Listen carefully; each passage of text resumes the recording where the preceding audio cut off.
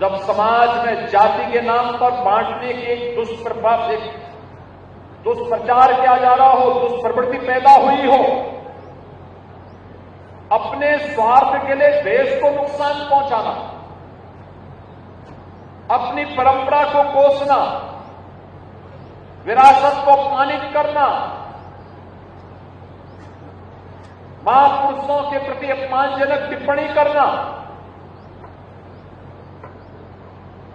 यह राजनीतिक स्वार्थों के लिए भी और साथ साथ स्वयं दूसरों के बहकावे में आकर के भी साहब ये उत्तरदायित्व हमारे मठ मंदिरों के ऊपर आ जाता है कि वह फिर से राष्ट्रीय चेतना को जागरूक करने के लिए उस अभियान को आगे बढ़ाएं,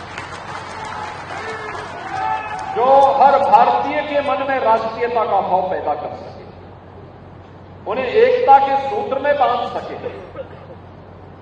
क्योंकि मैं बार बार इस बात को देखता हूं, इतिहास उठा करके देखिए, जब भी हम बटे थे तो कटे थे।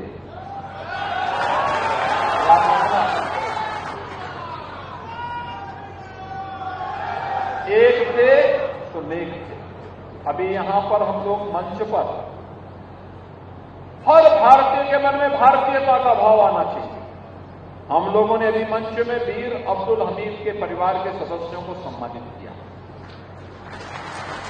भारत का परमवीर चक्र भारत माता के सपूत को प्राप्त हुआ, जिन्होंने 1965 के युद्ध में दुश्मन देश पाकिस्तान को नागों चनी चबाने में भारत माता के पुत्र के रूप में को दायित्व का निर्वहन किया।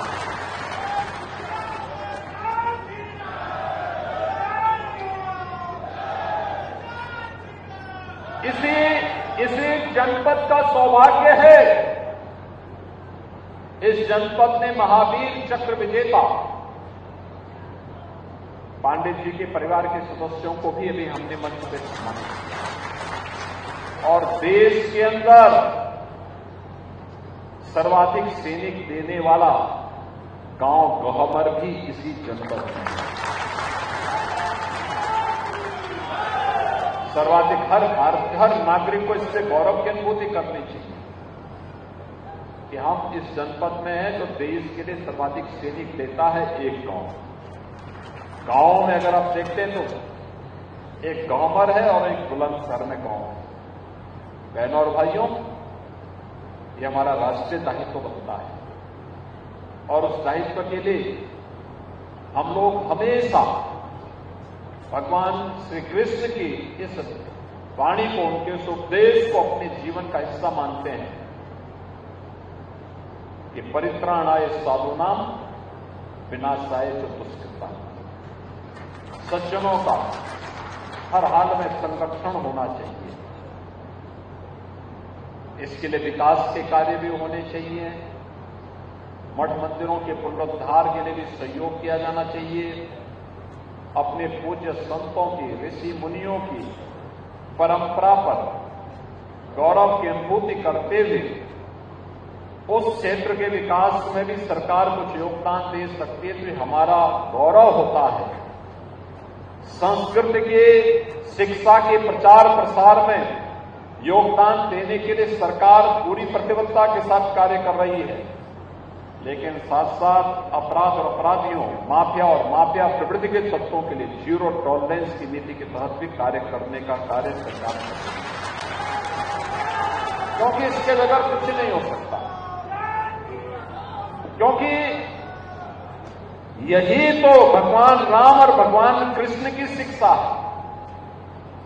अच्छा कोई भी करे उसका समर्थन करिए, हर प्रकार से इसे आगे बढ़ाने के लिए प्रेरित करिए।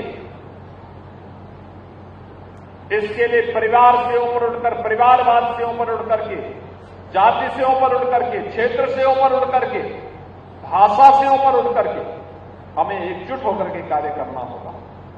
लेकिन अगर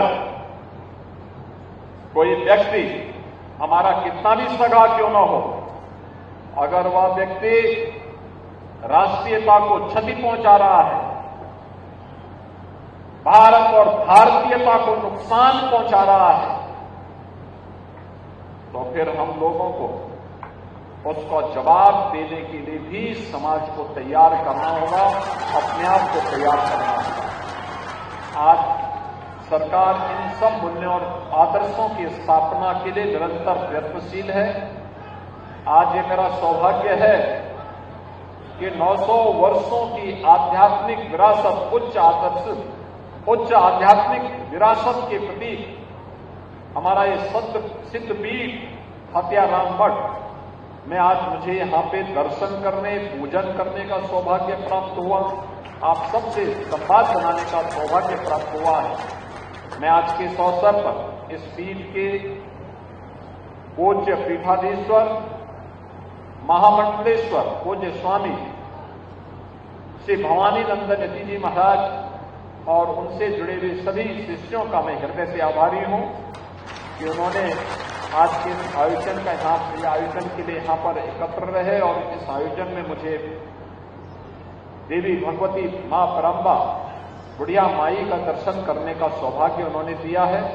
मैं इस अवसर पर आप सबको इस बात के लिए आश्वस्त करता हूं कि डबल इंजन की सरकार जो बोलती है वह करती है और जितना करती है उतना ही बोलती है।